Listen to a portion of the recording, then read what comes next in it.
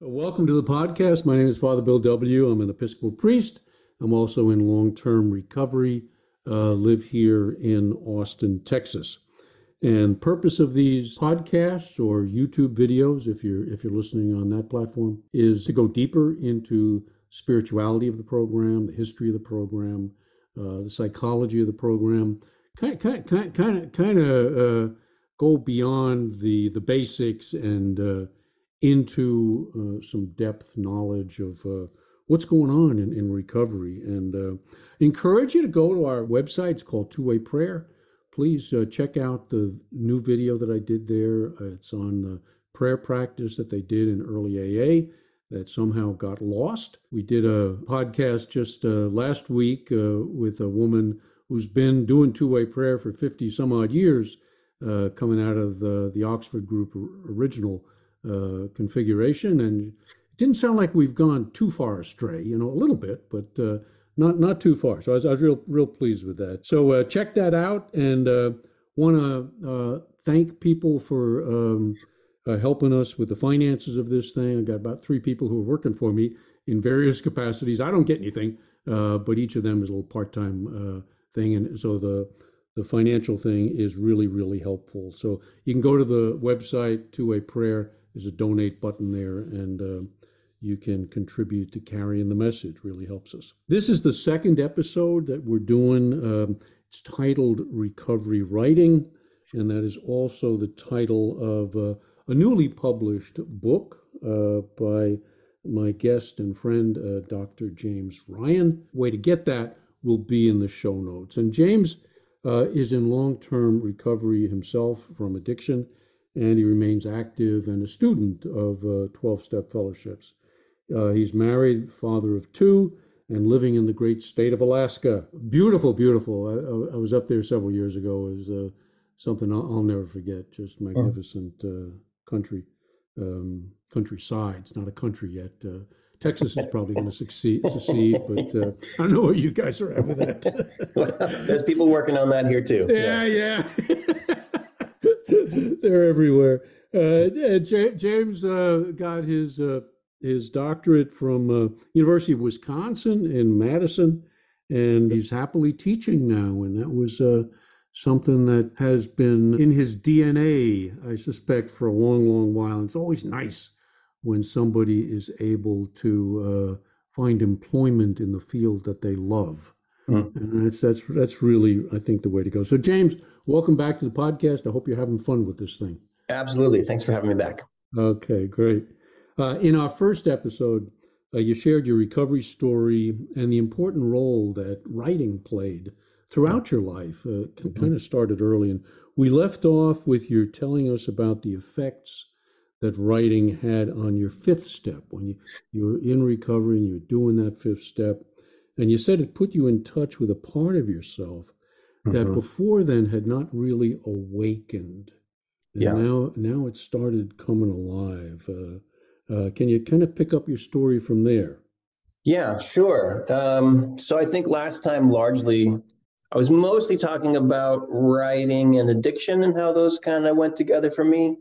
And then that last piece you said about step 4 and step 5 was kind of the beginning of my story of writing and recovery, which takes on a very different character than writing and addiction. The early stuff was about, my shame and about my ego, trying to write in a way that solves some kind of inner problem for me by getting attention or by getting esteem.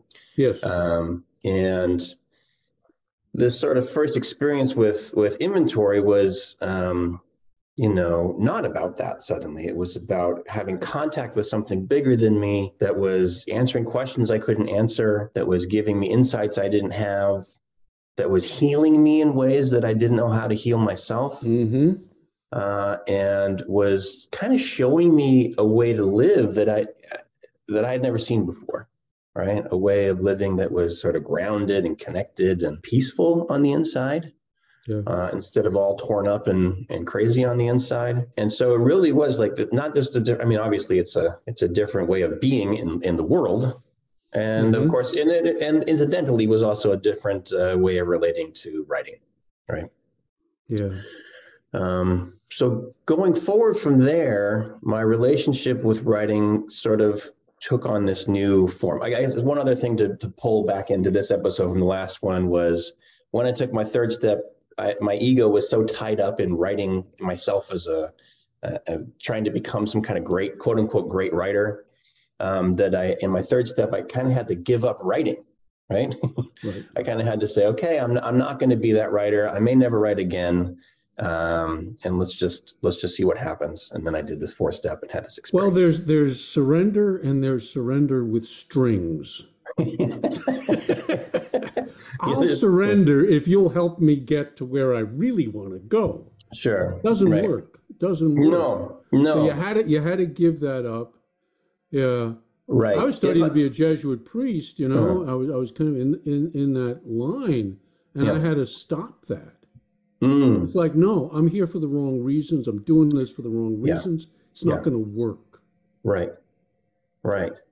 It was if I had surrendered to say like, okay, I'll turn my life over to you as long as you turn me into a great writer. Yeah. Then that would have just destroyed the whole thing at the basis, right? There was and so there was forgive me, corrupt, egotistical might be better. And that had to be purified. Yeah, there has to be a complete kind of abandonment of the old thing in order for the new thing to even show up, right? That's right. Yeah. So, I think they did one of those commandments about that. Numero uno, as I recall. Might be in there, yeah. Right. Once it does show up, then it changes everything. Now that I know that you can sit down and open this space for something to show up, and it does, that's life-changing, right? That means there's a new basis for how I'm supposed to approach pretty much everything in my life. And so that kind of inventory process becomes foundational for me in the way that I navigate everything else in my life from then forward. We call it step 10, which says, continue to take a personal inventory, et cetera. And for me, what that looked like was I did this fourth step. I know this kind of format for how to do this. And I know this sort of internal gesture I'm supposed to make as I'm doing it, which is, I don't know this answer. I need this answer from you. Can you show me what I'm supposed to be doing here? And I would turn back to that. Big Book Inventory has 3 different types. It has resentment, fear, and sex, which can kind of be read as like a relationship inventory, that last one. So anytime that I was irritated or nervous about something or preoccupied somehow with some aspect of my life, trying to control it, or there was a relationship trouble of some kind, sexual or otherwise, I would go back to the inventory. And I would write up a new piece, and I would get to that point where I'm supposed to look at my own shortcomings. And I would say, I can come up with some stuff here. I can fill in some of these blanks, but that's not going to help. So show me what you need me to see. And, not always, but almost always, something would show up and it would change my perspective and change my relationship to whatever I was struggling with. And it would free me to be different in that relationship, right? So you're developing an internal relationship advancement with your own spirituality and simultaneously with your creativity. That's right. Those two go hand in hand for you. They do. Yeah, it's a little bit tricky. The creativity part came, well, I have like too many answers to that at once. But there is a certain vitality and creativity to that inventory process, right? Because there's what else do you call it? But there's a kind of inspiration that happens there where an insight from not the ego shows up and becomes part of consciousness. That's a creative moment, right? It enables a creative way of living, right? Something new emerges from that insight, a new way of behaving, a new action, a new relationship. And so your life changes, and that is a creative process, like at its core. When I think about creative writing, like I guess again with quotes around it, like writing fiction or writing a screenplay or something, that was harder for me to get back into at first, because that was kind of specifically the thing that I gave up in my third step, was like, maybe I won't do that anymore. And I've never sat down to do that in a way that wasn't sort of self-consumed with like, oh man, I'm going to be famous, or whatever the ego dreams were that were related to that. Right. I didn't know how to be creative in that sense without the ego drive. And that's the spirituality component. That's right. That's right. So that's how they balance one another. Yeah. Yeah, nice. The way that I got back into that kind of creative writing was that I was already at this time enrolled in a creative writing program at a university. I was getting my bachelor's of fine arts in creative writing. The semester was approaching. I was already enrolled in those classes. I was gonna have to be in a fiction class, and it sort of became a question of, do I just switch my major, change everything completely? I don't know what I would do instead. Do I take these classes and not write and just fail? Or do I treat this as kind of like my job right now? It's kind of a responsibility that life has put in front of me to sort of, write these stories for this class and help other people with their stories and move forward. And that last one seemed like, in prayer and meditation, that one seemed like the best way to go. It seemed kind of irresponsible to just fail out of school. Didn't seem like probably what the right thing to do was. So doing my homework seemed like what I'm supposed to be doing. And then that forced me to sit down at the keyboard and do traditionally creative stuff in a way that was different. And that looked like, at first, that just sort of looked like doing it as a responsibility and not expecting anything else to come from it. Not expecting fame or esteem or ego appeasement, just like, I have a homework thing to do and I'm going to turn it in, and that's the end of that. Right. Mm-hmm. Mm-hmm. So that was kind of the beginning of that aspect of it. And that went hand in hand with this other piece of like having a newly creative life through continued contact with the spirit through inventory, right? You went and got a master's in theology. Am I correct in that? Yeah. So that, you're addicted to school, aren't you? Yeah. Addicted to school, and addicted to school loans, even worse. Oh my God. Yeah, I hear you. That's another podcast. But yeah, there was, I guess, so we're skipping a little bit of stuff here, but when we get to step 12, step 12 is about helping other people and trying to live a life that reflects the spiritual experience that you've had, right? Right. And in that process, writing kind of returns because it's part of my life. I kind of got to do it. Okay. But I also notice ways that my writing can be an actual help to other people. It's sort of easier for me to see that in the sort of nonfiction stuff that I do rather than the fiction stuff that I do. Because if I go, find some idea that's helpful and then I express it in a way that people can find, then that feels like a service, right? So for example, researching the Oxford group and then putting their texts and some of my findings about them on the internet on stepstudy.org, that feels like me doing some writing that's real 12th step work, right? Real specifically like, here's some information you can access that might help you revitalize your program, right?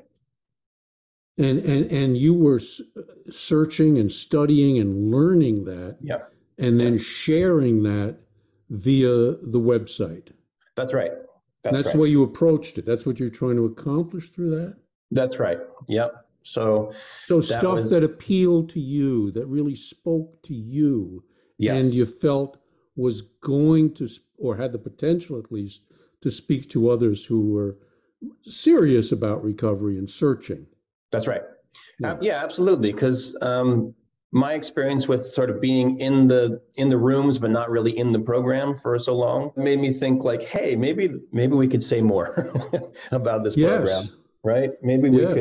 Maybe we could broadcast this a little louder and carry the message to people who think they already have it in some ways, right? Because I Right. was certainly one of those people who thought that I was working a program when I wasn't, until I encountered this kind of stuff, this kind of Mm. like contact. So I had a bunch of questions about where this came from, about how to engage with it more deeply. I was curious about like what other precedents are there, who else has had experiences like this, maybe in other traditions, and what do they say about it? Because once this thing is awake, I feel like a lot of us start looking for more points of contact, more ways Hmm. to dive more deeply into this thing. And history is one of those ways that, the AA history and Oxford group history, and then Christian history, right? The history of the Christian church and the different movements that have had awakenings or a Hmm. mystical bent or Yeah. whatever. They all have little kind of tips and tricks about how to make contact, right? Uh, So that's part of maybe a big part of what's going on in that master's that's right. search. Yeah. Yeah. Yeah. So masters Very in good. theology became like a way to dive into that, right? And to see Hmm. if like I think part of me wanted to maybe be like a chaplain or something at a treatment center. It was sort Yeah. of but when what it didn't sort of pan out that way. Right. Right. But the process of going to the master's degree was a process of taking a bunch of classes that allowed me to explore and look for connections and look for different ways of doing this stuff. Hmm. So a real pleasure to do that. Although I know for some people, and this happened to me a little bit too, sometimes too much academic study can kind of distance you from your own experience. I think Yep. I see this with people studying AA history too. Sometimes it becomes about the minutia. What color was Bill Wilson's coffee cup when he when he had coffee with Bob or something like that. Those questions. I mean, I'm exaggerating a little bit, but like the thing Yeah. that gives me vitality is like, how did they catch hold of this experience? Right. Yeah. And What and was and really happening to them in depth, at yeah, depth? yeah, yeah. Exactly. And Exactly. then so how can I what and then what can I pull from that into my own practice, right? Hmm. And that's the same thing is true with studying theology or studying the history of the Christian church or studying whatever. If I'm looking for places where, oh, this person has had a similar experience or something that I like, what can I pull from that to enrich and or enliven my own spiritual life? Yeah. But if I'm kind of get into the sort of rationalist mode of relativizing everything, and there's some utility to that, but it can also be a little draining, right? Were you attracted to the mystics? Yeah, for sure. Yeah.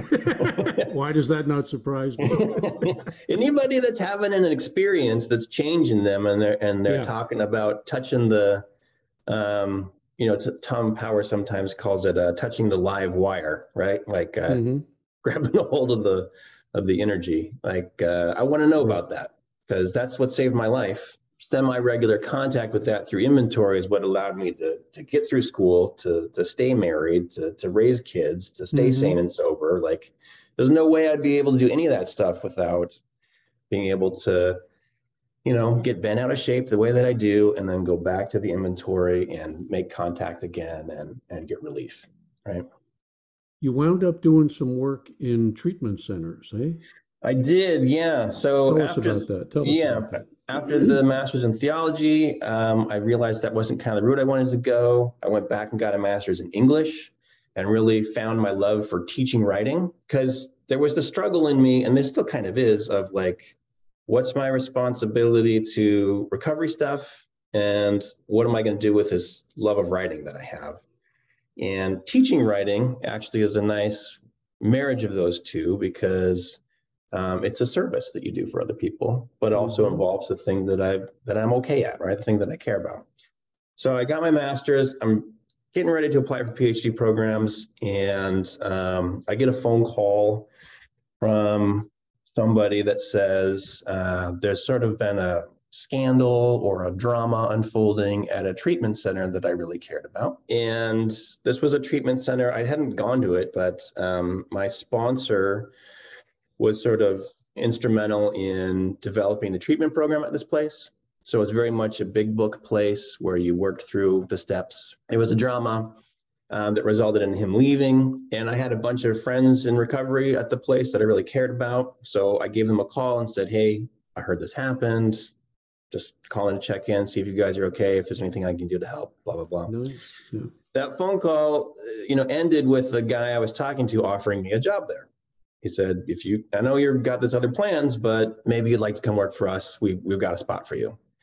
And that, that put my life on this different trajectory for a couple of years. Instead of going to the PhD program, now I'm going to go do this service over here at this treatment center. And it proved to be sort of a misstep for me for a number of reasons. But I want to talk about, I think the thing that sort of matters most to talk about in this context is what I saw about the kind of writing that was taking place there. Right. I went in with this sort of assumption. This was a disillusioning experience for me in a lot of ways. And one of the ways was I really had this belief based on my own experience that if people do this writing, then they're going to have the same experience that I did. And then their life is going to go on this completely different route, right? And what I got to see here is people doing the same kind of writing, I thought, and not having that experience. And they would show up and they would do, the way the program worked was you'd come in first week or two, you were in big book groups where you were reading through the first chapters. Next thing was take a third step. And then most of the month-long stay, you spend like 3 or 4 weeks after that writing a pretty extensive 4-step inventory. Then you'd read it to someone and then you were done, okay? So most of the treatment it was sort of like a writing retreat for the most part. People were writing all the time. But people would go through this program and then, they'd seem like, hey, they had the thing, and they'd be 3 months later, they'd come right back in the front door. They weren't surrendered. They weren't aligned with. Right. Yeah, it didn't connect. Something was going on there. Plugged into, whatever language you want to use. They're going through the form, but it wasn't happening. Yeah, that's right. That's right. The motion, all the motions were there. The emotions were there, right? The spirit wasn't connecting somehow. The ego wasn't transformed. There wasn't the transformation. Right. That's what's key. If you don't have that contact, then you're missing the thing. So it's not really about the form of the writing. It's not about the details of how you structure your inventory. Right. It's about whether or not you're making contact. And that wasn't happening for these folks for a couple of reasons. There was one sort of group that would come in and, everybody's different, but this is sort of some generalizations. Yeah. One is like, folks come in and they don't actually care to be there. Right. Because, their parents are paying you money to fix their kid, or their kids have said you can't see the grandkids unless you go get treatment. We don't want this anymore. Whatever it is, there's something else that compels them to be there. Right. So they'd rather be drunk or high or whatever it is. Which doesn't mean it can't happen. No, that's true. That's true. Doesn't mean it can't happen. No, that's right. And in fact, I should also say that I've seen some beautiful recoveries come out of this place. Yeah.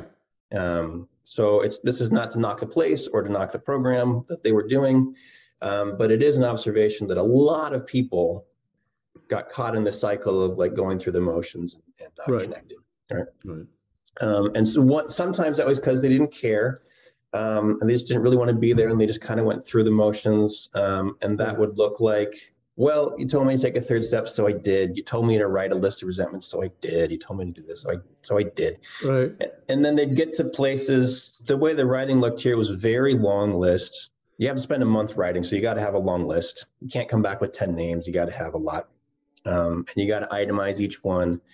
And then the prescription for the fourth column was like really short answers for each question. Like, if you're selfish, tell me how you're selfish in like 7 words or something like that, right? It's just short answers about these things. And so a lot of people would kind of have stock phrases they would use of like, well, I just wanted money for drugs. And they would write that for as many as could reasonably work, And then if it didn't work, they would come up with another stock phrase of like, well, I was just looking for attention, and they'd write that in. Every once in a while, they would hit a point where none of their stock phrases fit, right? Like they had a question about how they were selfish or something, and they didn't have the answer, which is the moment. That's the magic moment. When you can't come up with an answer, that's an opportunity to really reach out and open yourself up and see if something else can emerge. But what they would do instead is they'd turn to the addict sitting next to them and say, hey, what did you put for Yeah. selfishness about your drug dealer or whatever? Right. And they'd say, oh, yeah, I just said, I wanted drugs. Oh, okay, great. And they were right there. And so there was this complete bypass of the opportunity that this kind of writing provides, right? Instead of trying to open and connect, they were just trying to fill in the blanks and get everything on the page and show that they've done a good job and then move on. So there's another kind of person. Oh, go ahead. You got something. Well, we're taking their inventory. Since we're doing that, let's go all the way. What about taking the staff's inventory? Because my question is this: can you lead someone to a place you have not been? You've been to that place. Mm-hmm. You're desperately wanting to see that transformation happen in them. Yeah. But they're reliant on the staff. My experience is a great number of the staff haven't done their own work. Did you find that? Not because they're going to stay focused. I think yes and no. I think for most of the staff who were there were also graduates of that program. Most of them had some kind of awakening. Okay. They wouldn't be there if they didn't have some kind of experience in recovery that was like, and I need to give this back, right? But working professionally in treatment has a way of like the snake swallowing its own tail or something. Exactly. When you try to make your job your program, it really, things get conflated and I'm going to make people in the image of me too. That can happen too, because a lot of that I see. Yeah, that is really true. And there is like the format of the inventory gets shaped around the treatment product that's being offered, so that you have to stay here for a month, so you need to do a long list. Yeah, it's the way we do it here. Right. Yeah.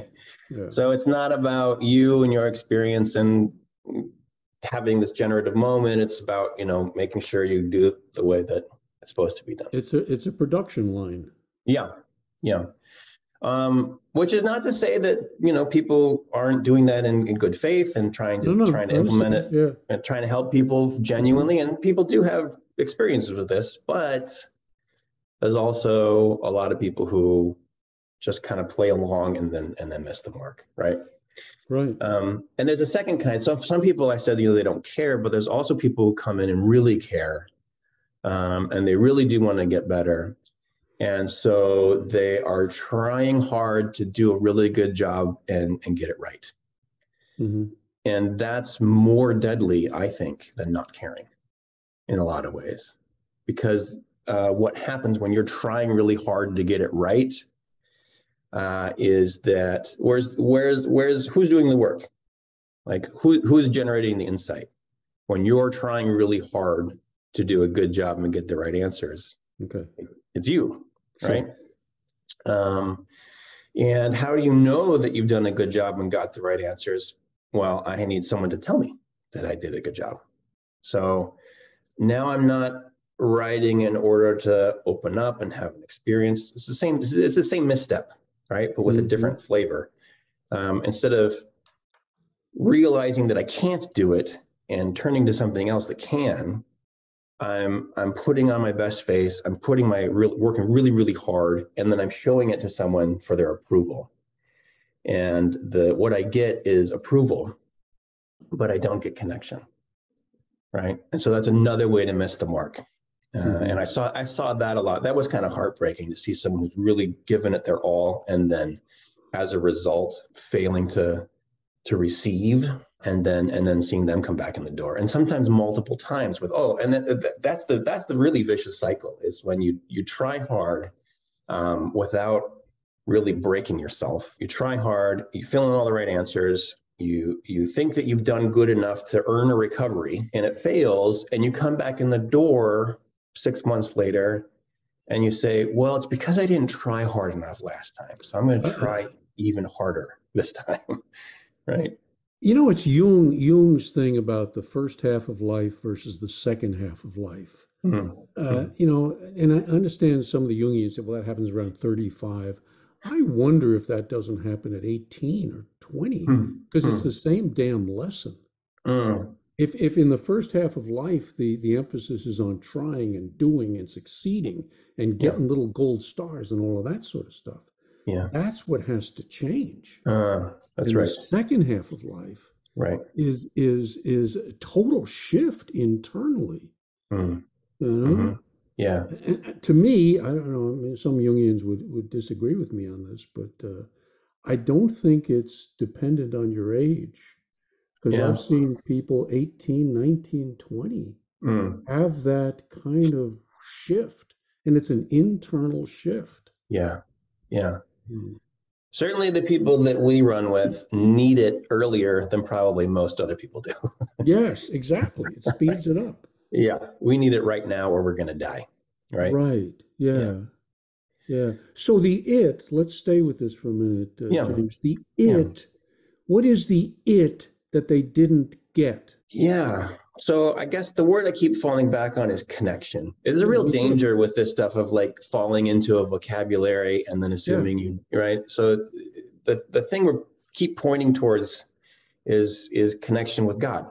Yeah. Okay.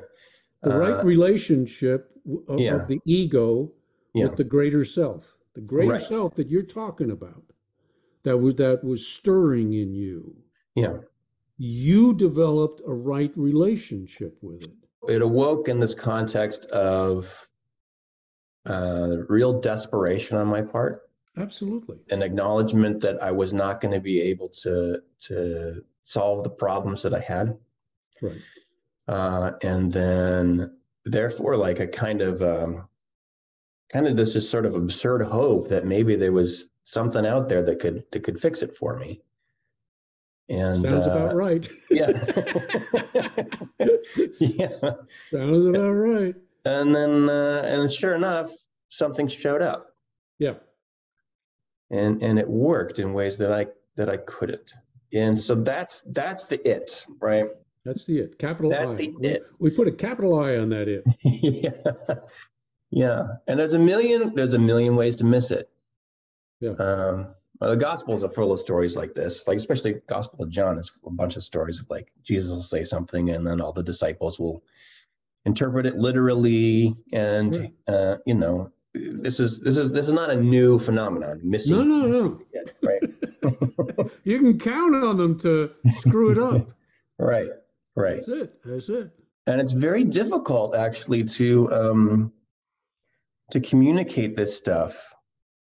Because it sounds crazy if you haven't ever really experienced that kind of connection and sort of seen it. It sounds completely nuts. And people who are kind of stuck on a sort of rationalist mode, kind of, or just offended about their addictions or whatever. There's no, they don't want to believe that. So it can be really hard to guide someone to that. I think, and then ultimately you can't. Right? You can sort of point to where the door is, but people are either going to walk through or they're not, right? Yeah. And we're going to get to this eventually. Or you can share honestly with them, and they can see that. Yeah. Boy, and they're watching you every minute of the day. Yeah. To see, is this guy trustworthy? Because I don't trust. Yeah. I don't connect. I mean, to me, addiction is stuck in isolation, in the wilderness. It's east of Eden. And there's a big ass angel with a fiery sword standing at the gate. And I got to get in there somehow. Well, what's his name? Robert Johnson says, you can't go back to Eden. You got to go to the New Jerusalem. It's a lovely metaphor.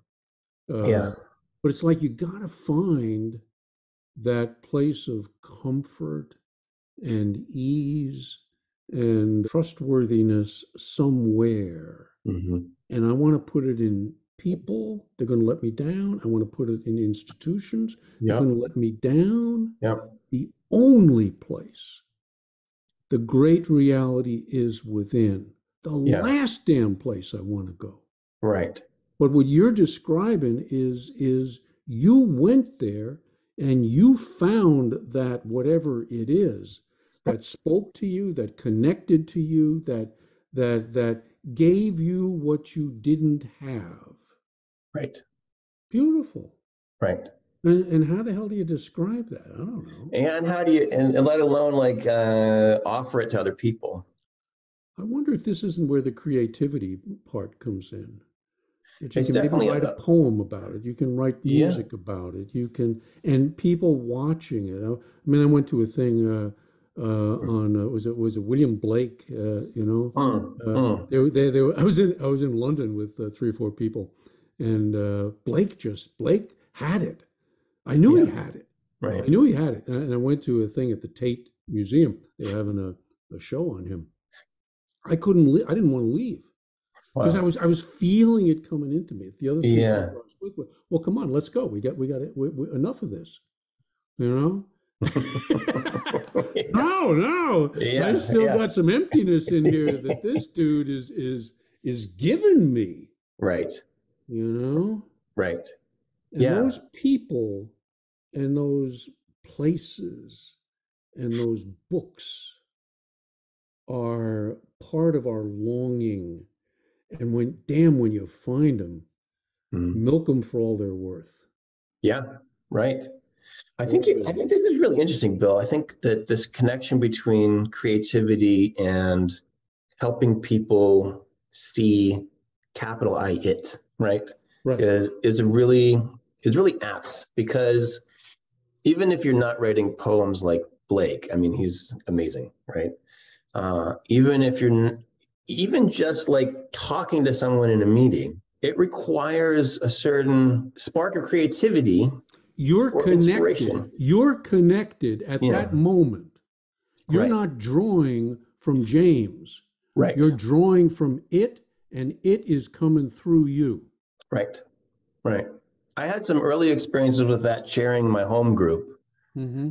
And the format was to, we read the book and then we'd share about it, and then people would talk and we'd go back to the book. Some really powerful experiences of like someone in real need would share. Yeah. And then not just from me, but from everybody else in the room that had been through the thing, would share their experience shaped for that person in ways that, sometimes people were saying things that they had never said before. Right. It would call forth something new. That's right. Right. And that's the That's right. creative exchange. This Right? is a drowning man or woman, Yeah. and I got to reach deeper into me, Yeah. which is sacrifice. Yeah. To go back to your theology thing, that's real sacrifice. Mm. It's the nature of sacrifice. I got to die to this part of me to help that part of them. Yeah. And there's a willingness to do it, and the room lights up when that happens. It's really like something else is in the room with you. Yep. And you can't explain it any other way.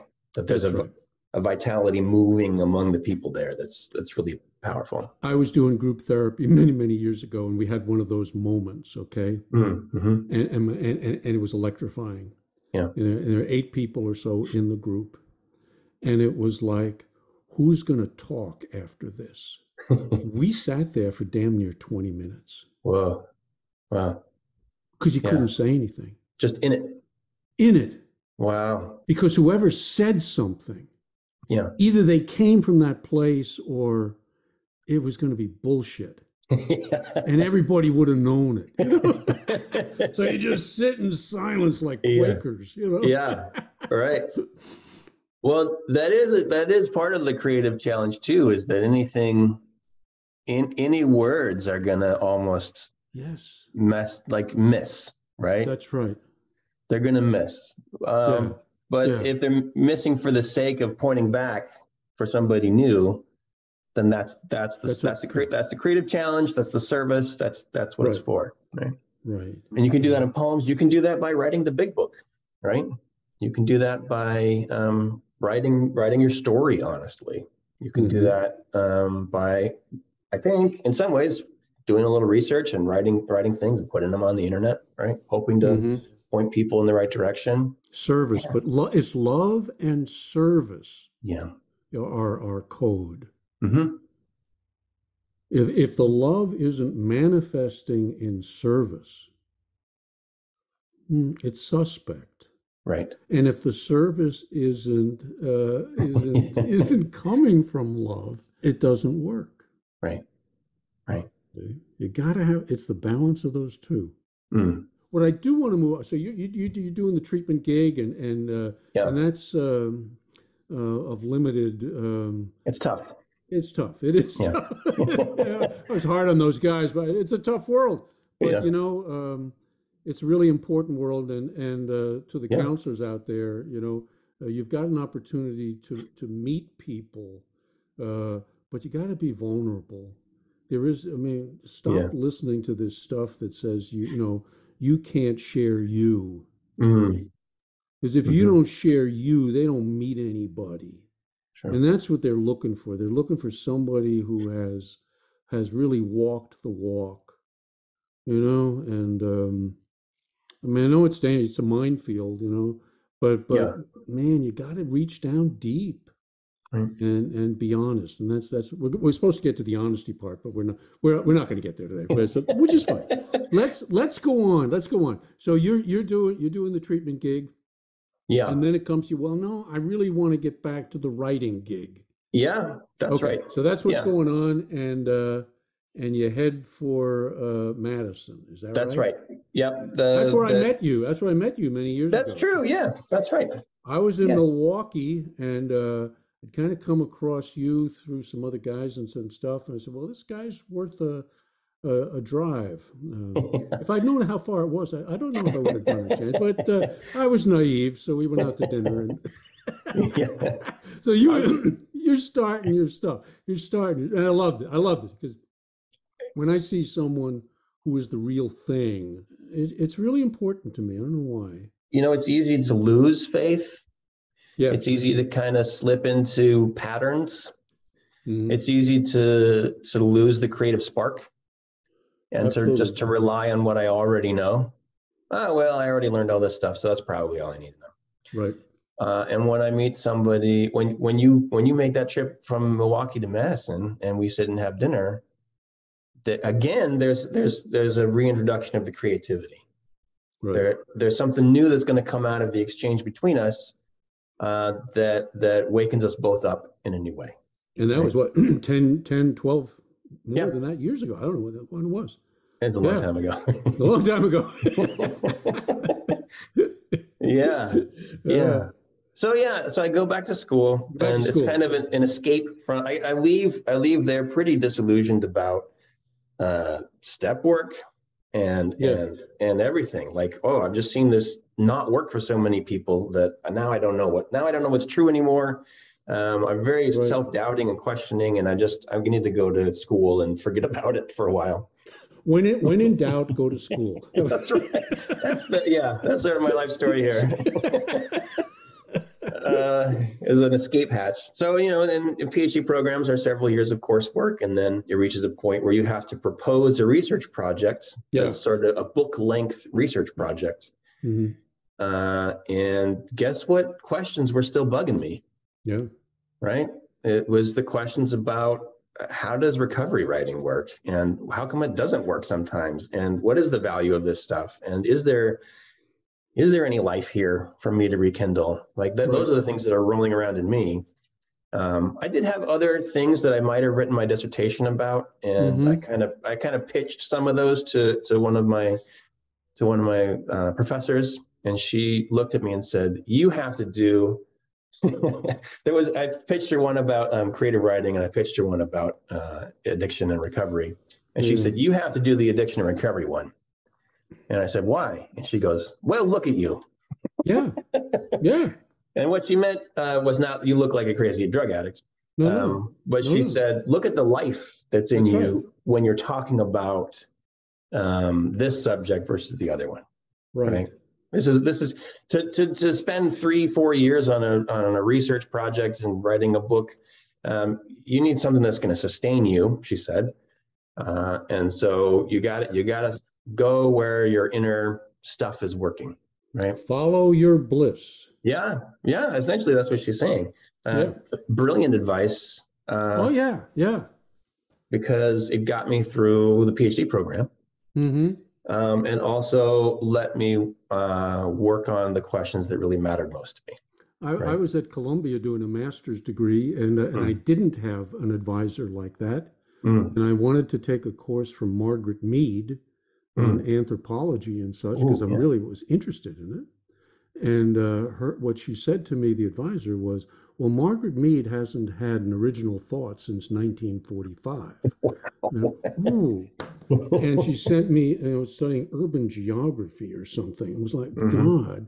And then my idealism after another, it was about the third master's program, I quit and went off on a search to a commune, I went to Israel that time. I worked on a kibbutz for 6 months and studied Hebrew, but it was more on my journey than urban geography was ever going to be. Yeah. Oh, you're speaking to the value of good guidance there, right? Yeah.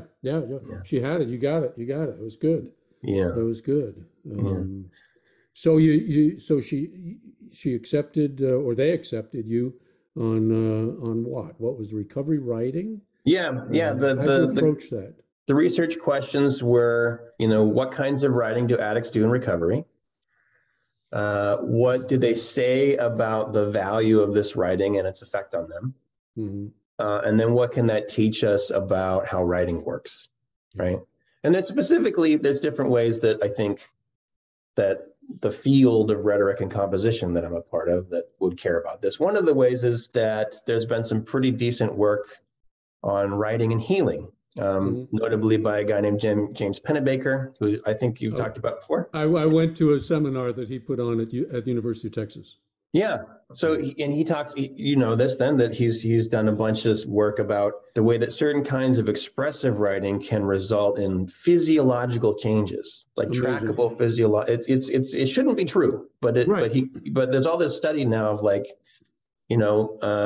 surgical wounds heal faster for people who have done this kind of expressive writing. Like bonkers, no one knows how it works. You can't sort of track that in the body exactly, but it's happening. So there's real questions about how that works and how does writing heal. Well, we have a chapter on that. It's chapter 5, how it works. Yeah, that's right. That's right. So my research program was to then go interview, I interviewed 31 addicts in recovery who were not in their first year. They had to have some kind of long-term sobriety. I didn't want to, be ethical. We have to be ethical. Yeah, that's right. I didn't want to work with people who are in their first month or whatever and spin them out. And for whom writing was important. They said writing's important to my recovery. And so I talked to them about, what do you do? What kinds of writing? Why do you think it's important? And what is it like to do that kind of writing? What kind of effect has it had on you? And from that came this dissertation. And from the dissertation came the book that we're talking about.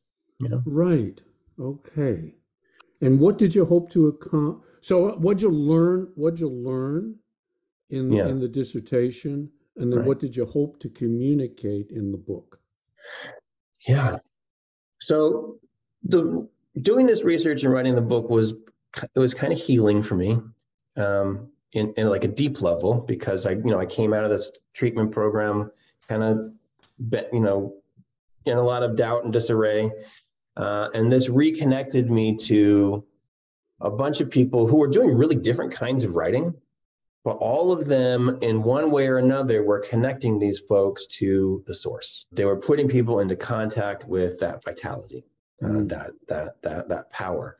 And it looked really different. So it kind of broadened my horizons about what this kind of thing could look like. Yes. In the past, I'd been very much a member of my tradition. This is the way we do it. This is how inventory is supposed to look, kind of Right. rigid in my thinking. And this was like, no, it can look all kinds of different ways Yeah. because the spirit is more important than the form, right? Mm-hmm. So that was one of the pieces I learned. I also got to see like some themes across these differences about why people are valuing writing. And I kind of broke those down into 4 chunks. One is that over and over again, people said, writing helps me get honest. Writing brings me closer to the truth. There's no way that I could be this honest with myself if I didn't do some writing first. Like that, Right. that kind of sentiment of sort of truth-telling power. Mm-hmm. People said stuff like what I've been saying is that writing connects me to a higher power. It's one of the ways that I touch That's the the live second. wire. That's the second. That's the second one. Of Yep. the 4. So right. getting honest, connecting with something bigger than me. People would talk about the effect of writing this way is that it transforms their relationships. Right. So, and that could be all kinds of relationships. I'm a better dad. I'm a better Right. husband. I'm a better, et cetera, right? In my relationship with myself. And in my relationship with myself, my relationship with the universe, Yeah. right? Like, Yeah. pretty groundbreaking, widespread effects for like the way that I Right. relate to the world Exactly. and other people is changing. Yeah. And then the 4th. The 4th is that it's a way to help other people. There you go. So I'm learning to love, and it's leading to service. That's right. That's right. Dr. Bob, take a bow. You nailed it, man. You nailed it. You nailed it. And it's impressive to me that same those same dynamics were showing up in people who were writing in really different ways, which maybe we'll get a chance to talk about in a future episode. We will. Yeah. So and we didn't get to the honesty, but that's going to be the focus of our next episode. Yeah. Is how does writing impact? How do we come face to face with the honesty, dishonesty that lives within each of us? Right. And then we'll move through the other 3 as well. So this is really good, James. There's good stuff. Very good stuff. Yeah. Thank you. But likewise. Yeah. Yeah. Important stuff. What's really at the heart of this transformation process? That's what excites me. So I thank you. I thank you for your sharing. I thank you guys for listening. And again, if these podcasts or YouTube things are helpful, on YouTube, ring the bell, jump up and down, do all the stuff you're supposed to do. I don't know what the hell it is, but do it. And if you're on a podcast, tell some friends that you're finding some stuff here that's really going to maybe the heart of what the recovery process is about. So that's what we're aiming for. And I think, James, you hit it right on the head. So nice job. Thank you guys for listening. God bless and keep coming back.